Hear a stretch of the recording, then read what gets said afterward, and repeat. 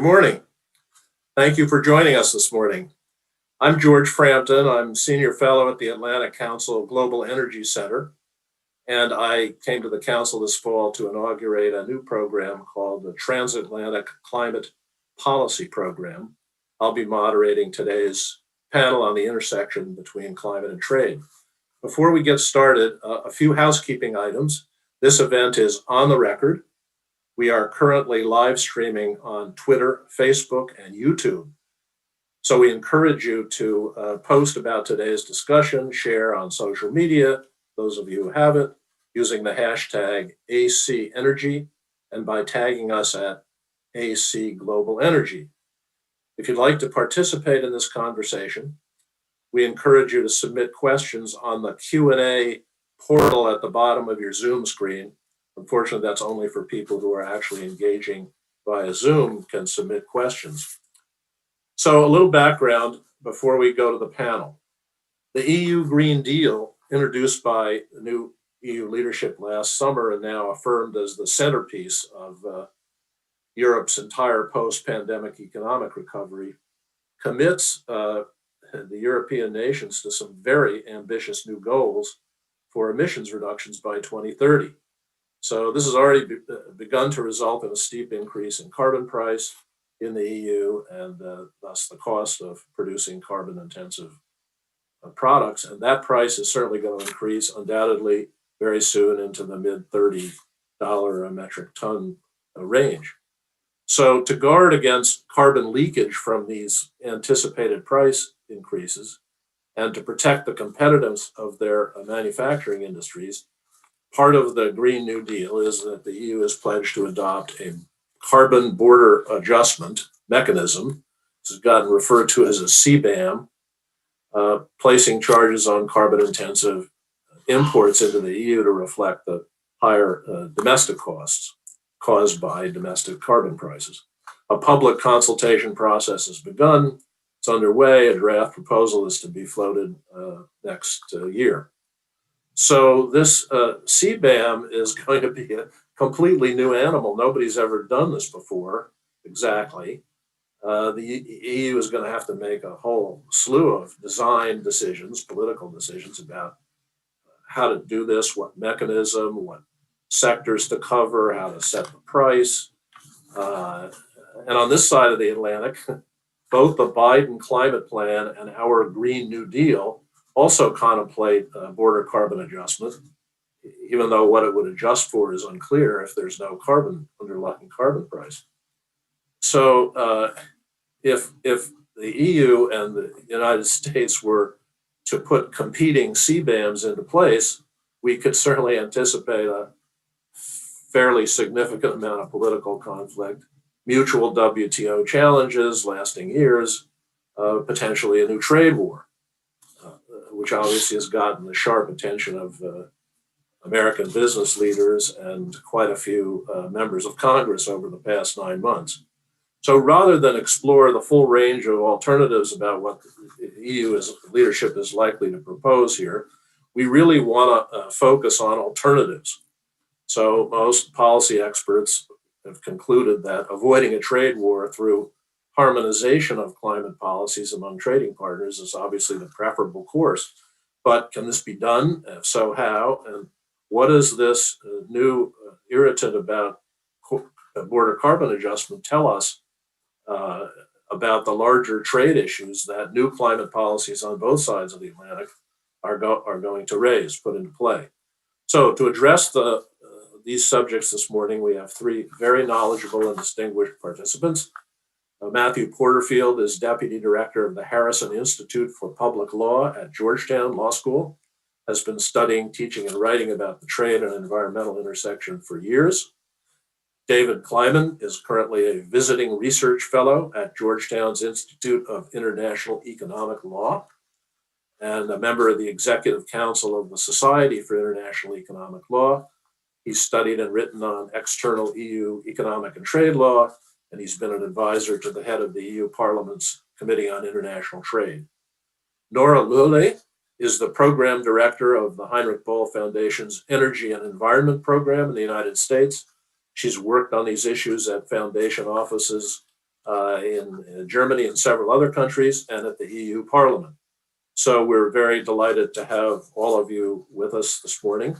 And I'm going to start by asking each panelist a question.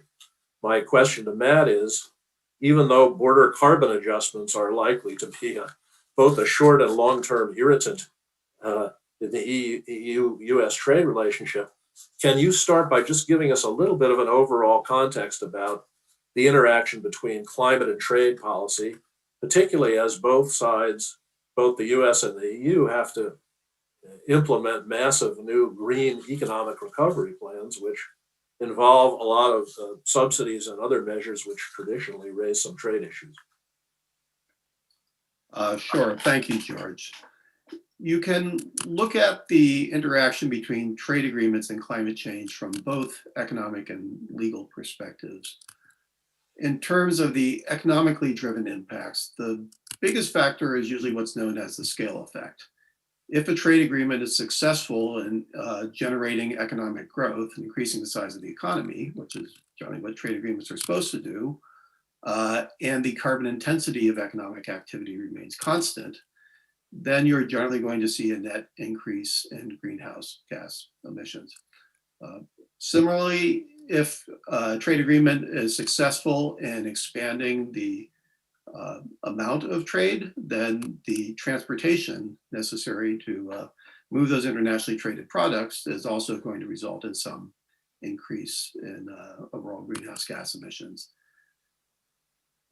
These increases can be offset if the trade agreement results in a change in the technologies and the systems used for manufacturing and to generate energy. That's what's known as the technique effect.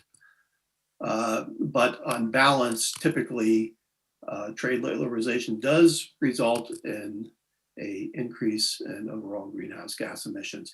Because trade agreements no longer really result in an enormous amount of economic growth. We've done the easy part with most of the tariff reductions within the WTO. Because the economic expansion is relatively small, the associated emissions are also relatively small. For example, with the TTIP, the European Commission estimated that it would result in a net increase in emissions in the United States of about 0.3%, and I think slightly less in the European Union. In terms of the legally driven impacts of trade agreements on climate, the focus is on the ways in which trade agreements can constrain the ability of governments to implement climate policies. And we've already seen some examples of these conflicts under existing rules.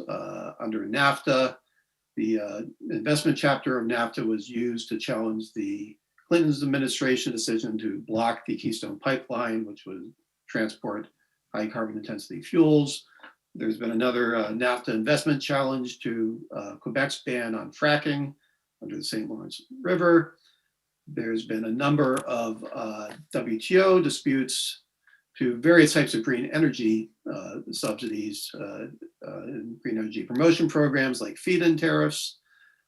I think we're poised for a new round of conflict over, as George suggested, border adjustment policies, which are currently being developed in the European Union and are being proposed in the United States and have fairly broad, if not clear how deep the support is, but fairly broad support for border adjustments. As George mentioned, they have some support from the Biden administration. The Green New Deal doesn't call for a carbon price, but it does call for border adjustments. And there are some Republican leading organizations that are pushing for a fee and dividend model of carbon pricing that would include a border adjustment. So we will likely see some trade tension over the movement for border adjustments. And as George also suggested, on top of that, I think it's likely that the hundreds of billions of dollars in green stimulus funding that we're likely to see in the next couple of years on both sides of the Atlantic, which are going to include things like carbon intensity standards for government procurement and for publicly funded infrastructure, subsidies for renewable energy programs. The Biden administration has proposed, for example, subsidizing renewable energy technology exports are likely also to generate some concerns about their consistency with WTO rules, particularly for the green stimulus under the WTO subsidy and procurement rules. The tension here is, going back to the original distinction between the economically induced and the legal impacts of trade agreements on climate policy, is that a lot of these interventions in terms of tax policy, subsidy policy, are the type of measures that are going to be necessary to create a sufficient technique effect, meaning a shift in the way that we produce products and in energy systems to offset the scale effect, which is going to be the starting point, is that without some sort of active interventions, on balance, trade agreements can actually undermine climate policy. That's not inevitable, but it does depend upon whether or not the agreement is structured deliberately to offset the economically driven impacts of trade agreements on climate change.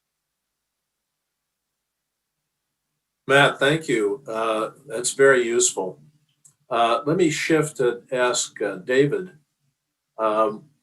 The EU has put forward various papers for public response, looking at three different mechanisms for actually implementing a border carbon adjustment. One is a carbon tariff on imports. One was to use a tax across the economy, which would be imposed on imports too. So you have an effective tax. And the third is to use the EU cap and trade system, the EU emissions trading system, and require importers of certain types of products, at least, to buy permits in the system or a sister system. What do we know about are any of these most favored or more likely, and what implications are there for the different systems in terms of any kind of U.S. response or relationship? Not only the U.S. but other countries, other importers. Mm-hmm. Well, thanks so much, George. First of all, for having me and for your question. As you said, you're right. The Inception report and the public consultation that the European Commission has put out for the CBAM, for the Carbon Border Adjustment Mechanism, with an emphasis on mechanism, has put out, suggests these three options. So the carbon tax adjusted at the border, an inclusion of imports under the EU emission trading scheme, and the imposition of punitive tariffs on imports from countries that are not having the same carbon pricing standards, or are not, for instance, parties to or implementing the Paris Agreement.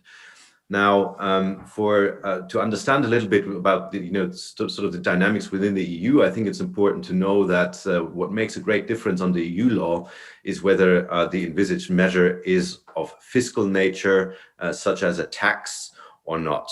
Because a tax in the EU legislative process would require unanimity in the European Council, so the body where the member states are represented, and that is frequently or poses larger problems because you can have a single veto can basically derail the entire legislative dossier and therefore render it unsuccessful. There is a derogation to this rule, but this requires also complicated previous sort of ex-ante agreement, unanimous agreement by the Council to have a qualified majority voting mechanism. So, but let's leave the tax out for a second, because this seems to be relatively unrealistic coming from the Commission as a proposal mid of next year. What's much more realistic in any case would be that the Commission proposes a measure that builds on the existing emission trading scheme instead of turning to carbon taxation. And one option that is currently discussed in Brussels is to require importers to purchase emission allowances at a product unit price that reflects the union average per unit emission cost. So in other words, this measure would mirror the emission trading scheme at the border and impose an EU average carbon cost per unit on imports. This measure could be adopted simply with the ordinary legislative procedure that we have in the European Union, which means you only need qualified majority voting in the Council and not unanimity. And this would happen in co-decision with the European Parliament, which would also guarantee democratic legitimacy through the only directly elected political representatives. So this is the most, I would say, the most likely, and from what I hear from Brussels, the most likely option and favored by a broader majority of policymakers. However, there is the third option, and of course the EU could also seek to impose punitive tariffs on countries that are not signatories to the Paris Agreement or do not implement their obligations respectively. To that end, the EU would have to extensively amend the existing trade enforcement regulation, also via ordinary legislative procedures, so qualified majority voting, no unanimity. But, and this is a major imperative for the European policymakers, as at least this is what is being said, that any measure would have to be WTO compatible. And from a WTO legal perspective, a punitive tariff would be highly problematic in light of past rulings of the WTO appellate body, in that the WTO appellate body does not allow for measures that force a policy upon third countries, but only would allow for a measure that sort of renders the adherence to a domestic standard necessary. So what about the sort of impact of the ETS, of the inclusion of imports under the ETS? Well, one option in order to make this measure not discriminatory or least discriminatory is to say, okay, other countries, producers in other countries are also paying or may also be paying carbon price or carbon costs according to domestic carbon pricing schemes. So what do we do about that? And the answer to that is to provide for a discount, to basically reduce the charge that is associated with the allowance to the extent that the carbon price has already, the carbon cost has already been paid in the third country. So that would sort of allow for an adjustment that would render this measure least discriminatory and incorporate carbon prices that have been paid already abroad. So that would be a first step to really adjust and adapt to foreign realities and to avoid the kind of trade irritants that we are trying to tackle in this seminar. George. That's interesting, Matt. I want to come back and ask you later a little bit about how that fits with the current system of free allowances in the ETS. But Nora, from what I have heard or perceived about the commitment that the EU leadership has made here, it's pretty strongly driven both by the demands, the needs of industry for some protection. When the carbon permit price in the ETS was 3 or 4 euros, it didn't make much difference. But if it's going to be 44 euros, it's going to make a big difference. And also now by the talk about this is going to be a big revenue source for the stimulus in the EU. It promises lots of money. Those are both motivations that make it pretty likely that this is going to happen in a very serious way. Do you think that what do you think, if at all, people in Europe are thinking about the impact of this on the U.S. and U.S.-European relations? Yeah, first, thank you so much, George, for having us, and thanks also for your entire team at the Atlantic Council for hosting this interesting discussion this morning. So maybe just to add a little bit to Matthew's and David's comments this morning. So I think, yeah, first it's important to understand why are we seeing this rather new discussion, how much trade by now is driven by ambitious climate policies, right? And it's, I think, important, again, just to mention for everyone to understand that the European Commission very recently has just announced more ambitious climate targets than we had in place before, which means we are actually talking about carbon emission reduction now after the new proposals by 2030 by 50%. Before it was 40%. So we are talking about very close timelines. And in the last elections for the European Parliament, we have seen in many European countries actually what we sort of called a green wave. So sort of voters have been electing more either green parties or parties within Europe who stand for more ambitious climate policies. So in the European public discussion, really the strong claim for seeing more climate action is getting stronger and stronger. And our politicians do hear that and respond to that by now. So it's also important to mention that our new EU Commissioner, Ursula von der Leyen, is actually a German conservative politician, just to give the idea that by now we see different parties within Europe who stand for very ambitious climate policies nowadays. Just to explain again why we are in this dialogue within the European Union now, which targets a lot of different industry sectors now to question how can we move on and actually reach those ambitious climate targets by 2030 and then by 2050. One explanation, or just to understand better why we also have to look at trade at some point, is that I just looked up the number again, and imports received, so all goods received within the European Union imported to the European market right now count about 25% of the carbon emissions in the European Union. So the European Union, by again addressing the question how can we reach those climate targets, has to also look at its imported goods now.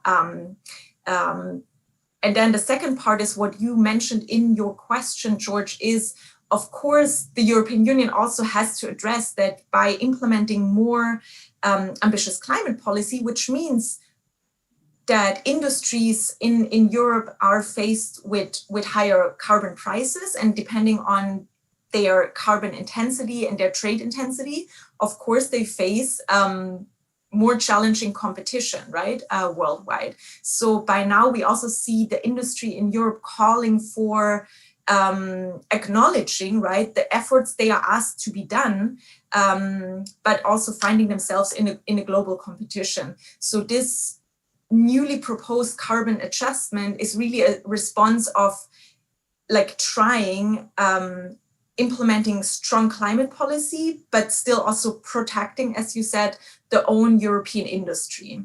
And I think what is interesting to see is, again, the EU now has really started a process. So they have actually just ended the public consultation process. So the first round really of such different mechanisms, which David just explained very well, to be discussed within the broader European public, that's just finished. And so now it goes back into the policy process.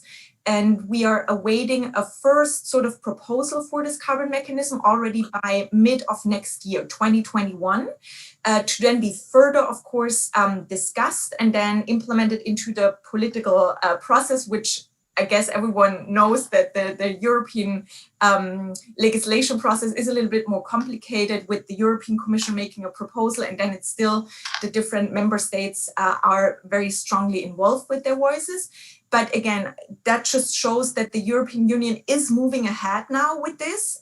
And again, that is all due because we are talking about reaching climate targets by 2030, right? And we have to make progress. And I think I just want to end with also putting that into the further discussion we are going to have right now. I think it's interesting to also look at China, for example, who just also announced to become climate neutral by 2060, right? Because, I mean, there's usually always a lot of blaming towards China made when it comes to emitting carbon emissions.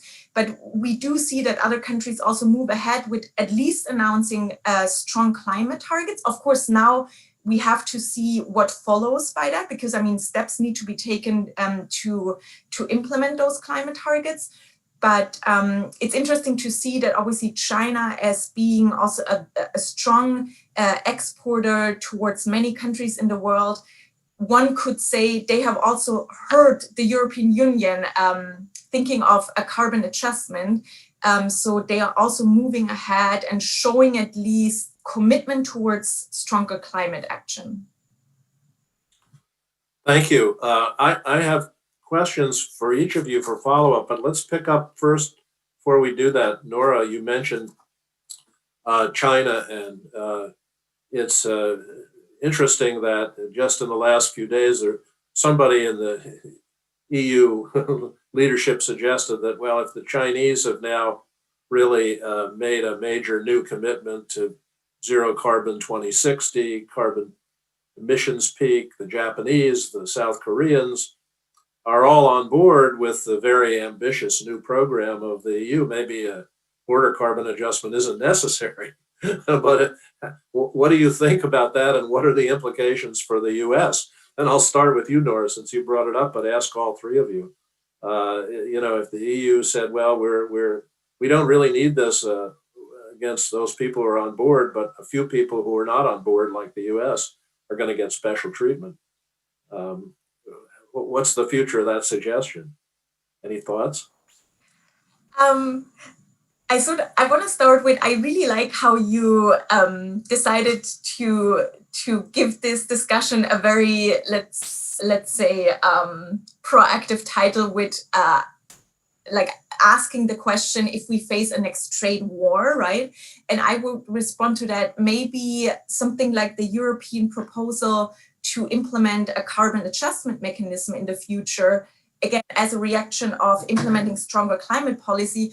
I would sort of give it back and say, maybe this is not meant to become the next trade war, but maybe it's more a progressive proposal towards the global community to, again, just give more thought of how can we still do strong trade, which I think our economies have obviously achieved a lot of prosperity of, but again, also addressing climate change, right? So again, I think it's interesting to at least understand better how much the Chinese proposal to become climate neutral by 2060 has been a response to policy processes like the one in the EU right now. And now I forgot the point I wanted to make.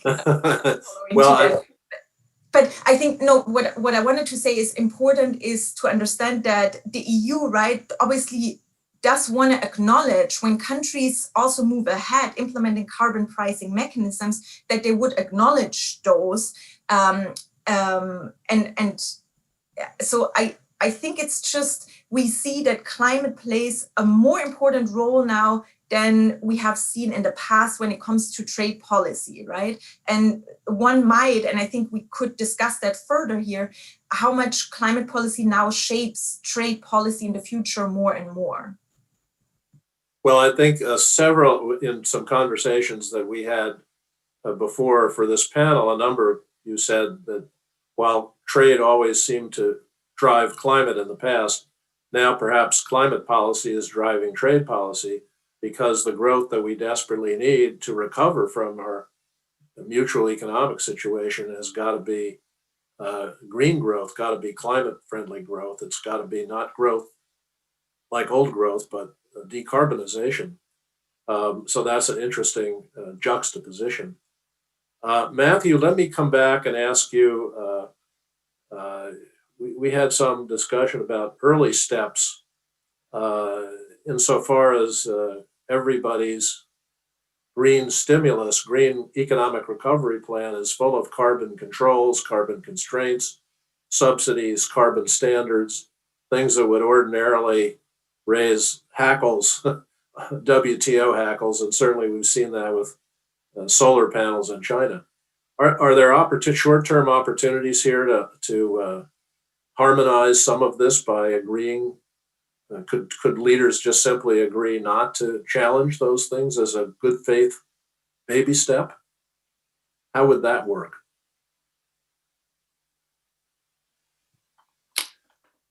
Absolutely. You titled this panel with reference to a carbon trade war. Well, what's the opposite of war, which is peace? And there's a mechanism in trade law where you can have a peace clause where countries simply agree not to bring WTO challenges to a certain scope of measures. That can be done formally in a trade agreement. It can also be done just by mutual restraint. So something the Biden administration could do in the early days is simply to make a policy commitment not to bring challenges to the European Union's green stimulus program. And hopefully that can be done on a reciprocal basis because there's going to be a lot of green stimulus coming out of Congress in the next couple of years. So the first step would be simply not to invoke trade rules as a basis for challenging climate policies. And as the policies develop and as the US and the EU return to negotiations on some sort of broader transatlantic agreement, those could be formalized within a peace clause in a US-EU free trade agreement. Nora made a very good point about the border adjustment proposals being not offensive, but actually progressive ways to try to engage a broader community. What good is it if Europe does emissions reductions, but then buys all its emissions from offshores its emissions? Have there been attempts to deal in any way with carbon fuel subsidies or carbon subsidies as the kind of a thinking about short-term things that even this year, if President Biden convenes some sort of climate summit, as he said he would, are there agreements on standards or elimination of carbon subsidies that could be a part of the agenda?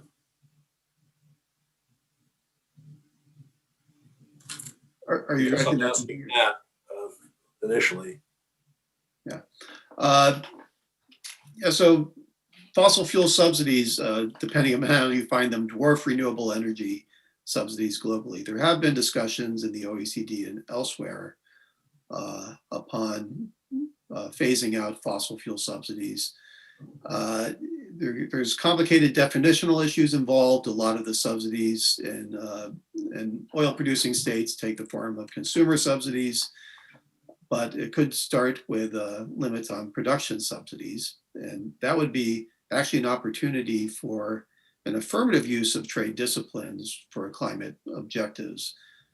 In addition to not using rules to challenge climate measures, you could actually use some traditional trade type disciplines to restrict fossil fuel subsidies. There are existing subsidy rules under the WTO that in theory apply to fossil fuel subsidies. In general, they require that subsidies be limited to a particular sector or industry. And there is a concern that most of these subsidy regimes aren't specific enough that they'd be actionable under the WTO rules. But there's no reason that you couldn't have more targeted restrictions on fossil fuel subsidies, including in a bilateral agreement between the United States and the European Union. And for a broad model, they could look to the ongoing negotiations of the WTO on new disciplines on fisheries subsidies. David, I wanted to come back and ask you about your description of approaching this through an expansion of the EU ETS. I think you described as a much softer trade, raises a much easier set of trade issues than a carbon tariff. But when you spoke about giving discounts, it might be hard for other countries to object to that. But if you give a discount you don't give a discount to a country that isn't doing well or isn't got a carbon price, but you continue to give free emissions to carbon intensive industries in the EU. That's a pretty sharp stick in terms of WTO rules, isn't it?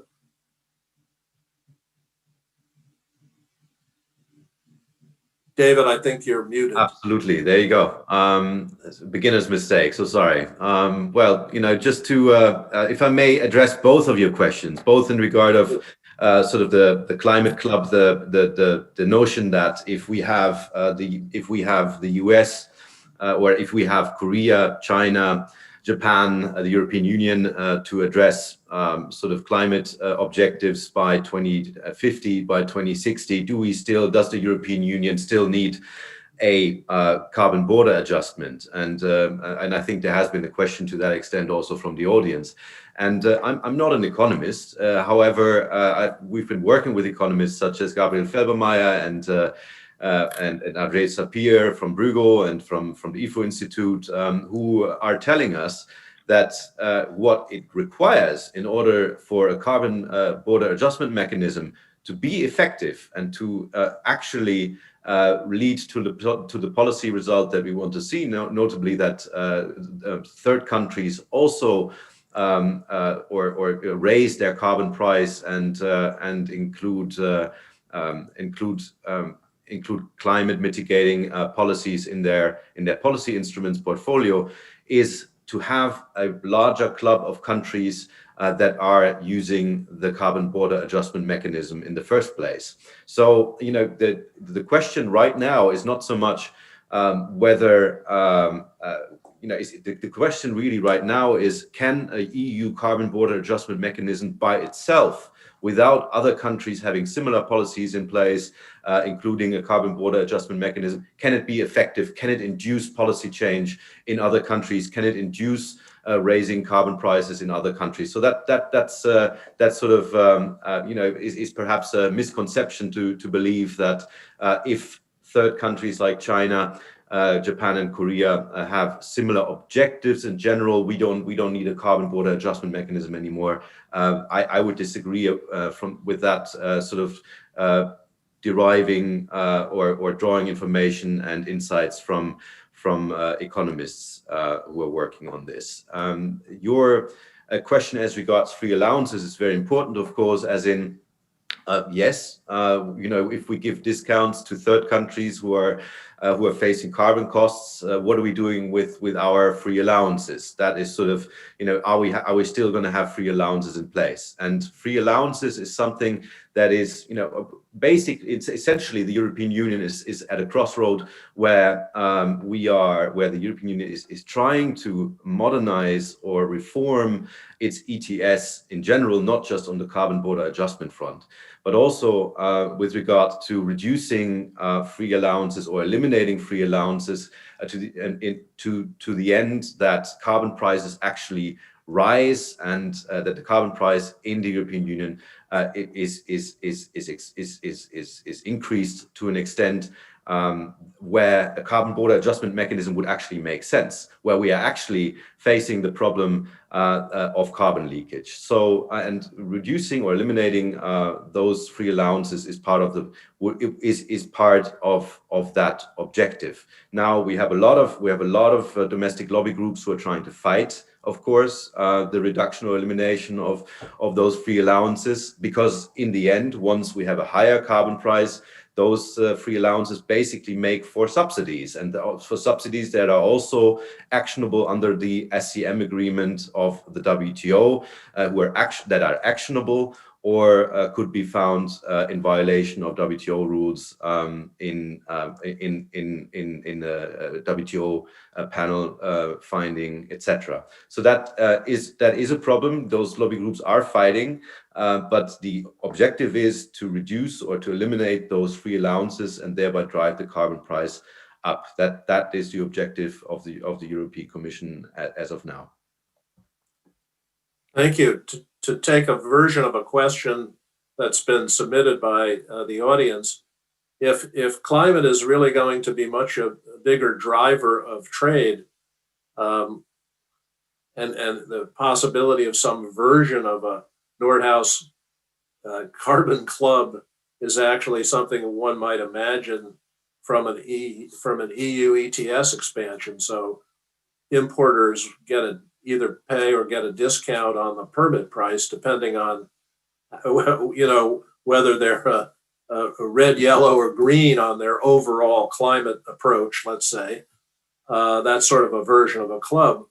But thinking about those sorts of alternatives, what do you think the chances are for simply a WTO amendment, minor overhaul that takes climate out of the traditional WTO rules and makes it a sui generis that allows much more cooperation on things like investment standards, subsidies, as long as the objective is decarbonization?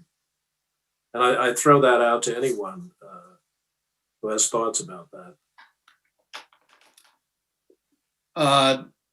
I would not bet my own money on a successful negotiation within the WTO and modifying existing rules to accommodate border adjustments or any other climate mechanisms.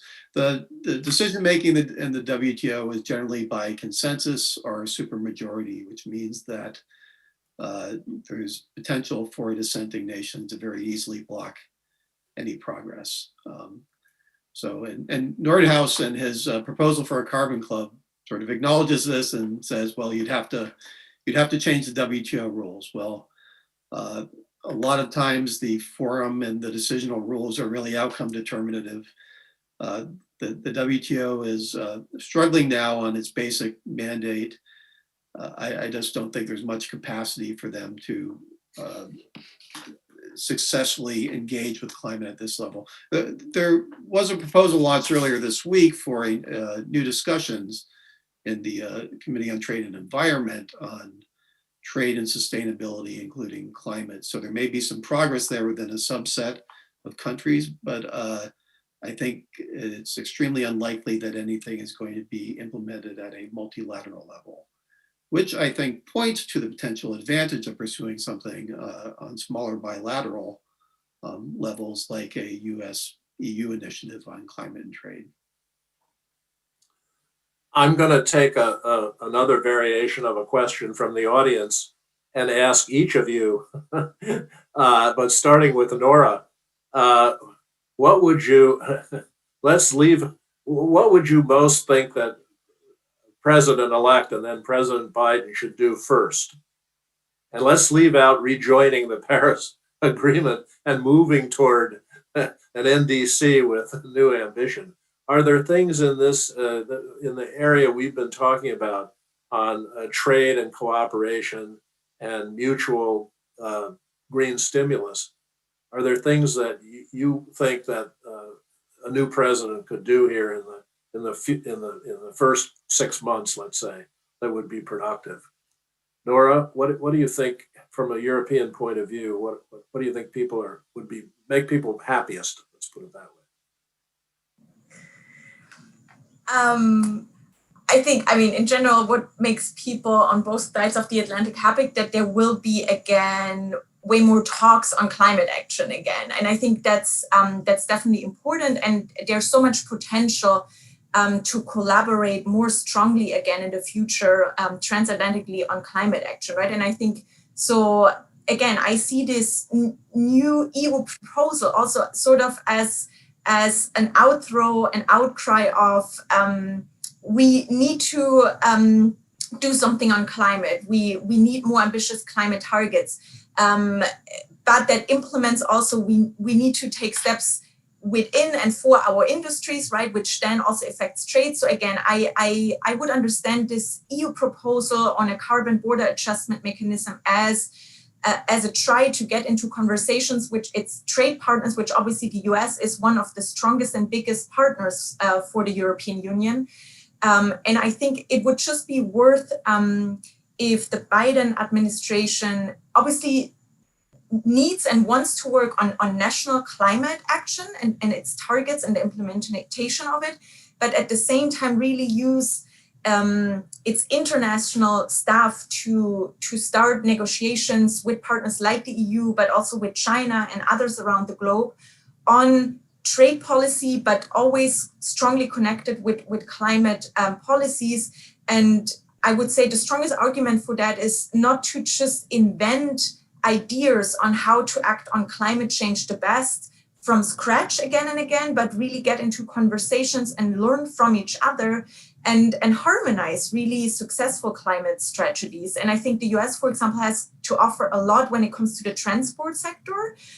So also the EU definitely should, and I think is definitely willed to, again, get into more sort of weekly discussions with its partner as the US to harmonize any sort of climate policy to then potentially avoid, as you call it, trade wars in the future, right?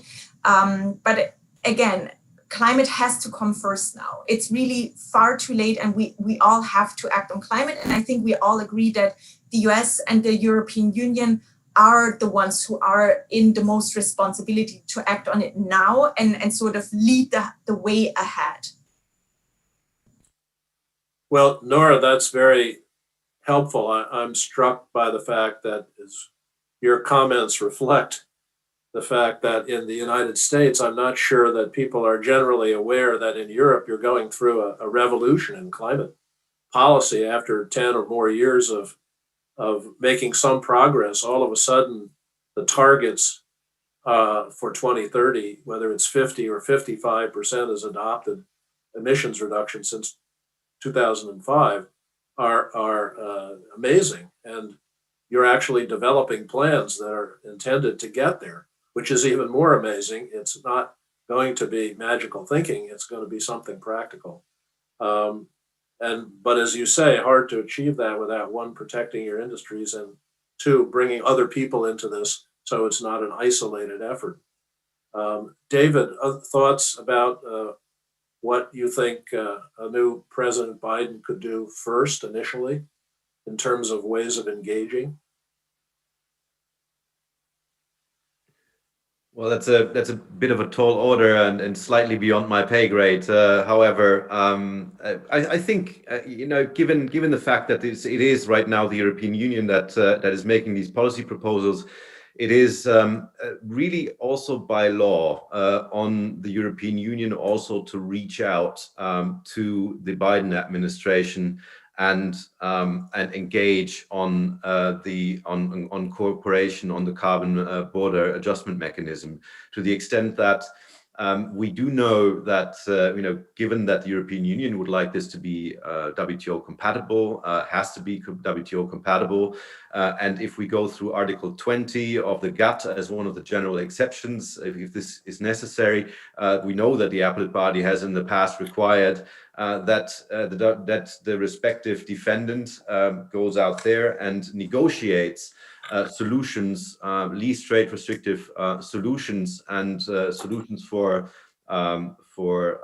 sort of an adaptation by third countries to the respective policy, so that it is really on the European Union to negotiate with partners, to offer partners a negotiated solution to adhere to the requirements or to adapt to the requirements that it puts out there. So this would be one. Of course, we're all very hopeful on the European side, as Nora has pointed out, as regards the Biden administration, that there can be actually a dialogue, that there is a potential for sort of re-signing and re-ratification of the Paris Agreement. But I do believe that we also have to be realistic to some extent.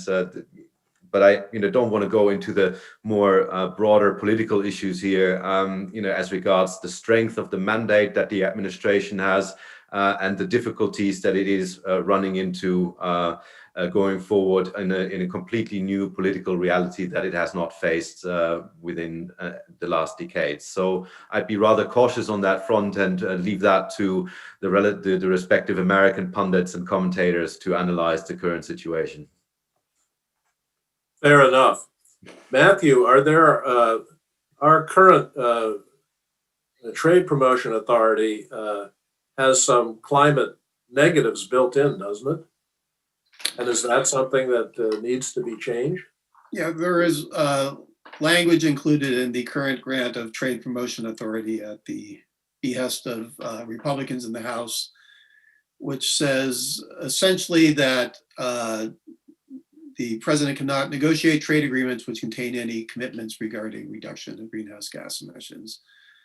TPA expires June 30th of 2021, so presumably there's going to be an effort to get some sort of reauthorization of TPA. So a good starting point would be to put language in there which brings the Biden administration's trade policy into alignment with its extremely aggressive climate agenda. And one way to think about that is that it could establish a new metric for US trade policy, that US trade policy and all trade agreements are going to be climate neutral or better. As I was discussing earlier, the starting point is that economic expansion tends, all other things being equal, to result in increased emissions. There are ways to offset that by changing the way that the economy functions, and there's a lot of opportunity to do that within trade agreements. So I think the Biden administration could ensure that its trade policy is consistent with its broader climate agenda. It could also launch a transatlantic dialogue on trade and climate. And not set the objective necessarily as a complete integration of US and EU climate policy. That'd be very difficult, and it's going to look different. You heard David discussing how the intra-EU legal and political constraints are affecting their approach to the carbon border adjustment mechanism. There's going to be similar complexity at play here. We have a lot of things happening at the subnational level in the United States. So we're not going to be able to design identical policies on both sides of the Atlantic.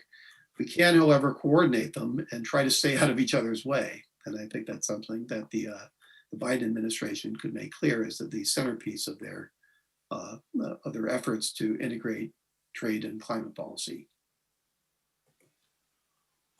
One more question from someone in the audience. Thank you for submitting questions. Before we probably have to cut this off in a minute or two, how much of the border carbon adjustment and other trade issues should be on the agenda at Glasgow, moving up to COP45? And I mean, is there a way to position harmonization as opposed to trade war as a track, a stream for Glasgow? Let me start with David and then come to Nora. I think we have about 2 or 3 minutes to go. So if you want to weigh in for a minute or two, if you don't mind. David? Oh, in fact, let me just, I think this is a question that I would, like to defer to Nora. This is, and Matthew is, I'm the trade lawyer on this front here. So maybe not exactly, sort of the political angle that I would want to take but let me just maybe thank you and especially also the audience for submitting really great questions, of many of which I would like to answer and see if that's still possible sort of after this event. But thank you for that. Well noted. And with that, let me turn to Nora and Matthew for this question. Nora, how does this fit into Glasgow? How would you position these issues in a way that moving to Glasgow could be positive? Yeah. I think, as our discussion has shown, I think it's worth actually to sort of implement this discussion on how much trade and climate are more and more related, and sort of, I would say it could be an interesting strategy to really implement the question of, if we as a country and trade partners to others in the world don't want to face a trade war, how we called it today, right?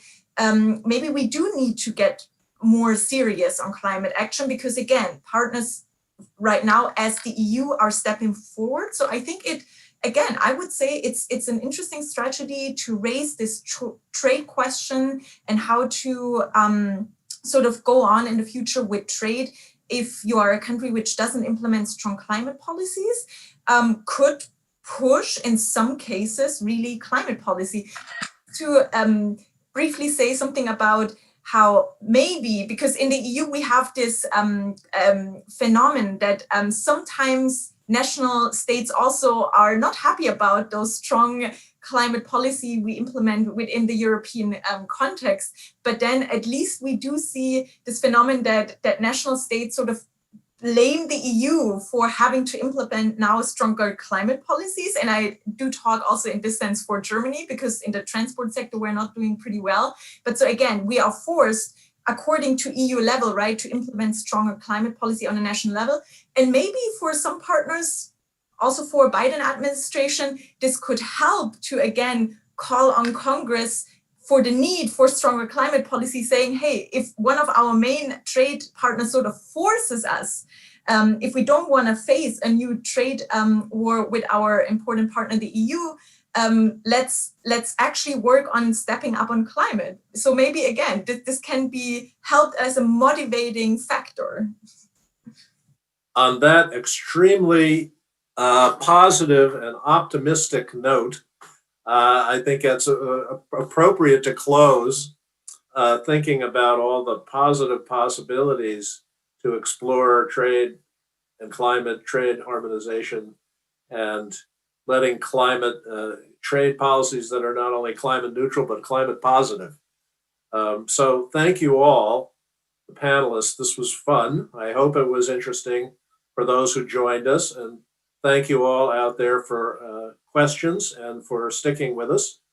I'd like to thank Lauren Holland and Roger Morales and Kelsey Foran, who all made this possible, as well as the panelists for their work in organizing today's event. If you'd like to rewatch this event or share the stream with a colleague, you can find a cached replay on the Atlantic Council website and also YouTube channel. For more Global Energy Center content, you can actually come back and see us at 10 o'clock this morning for a conversation on veteran perspectives on clean energy and national security. And December 1 at 10 a.m., a conversation on the future of U.S. geothermal energy. So thank you all and have a great rest of your day.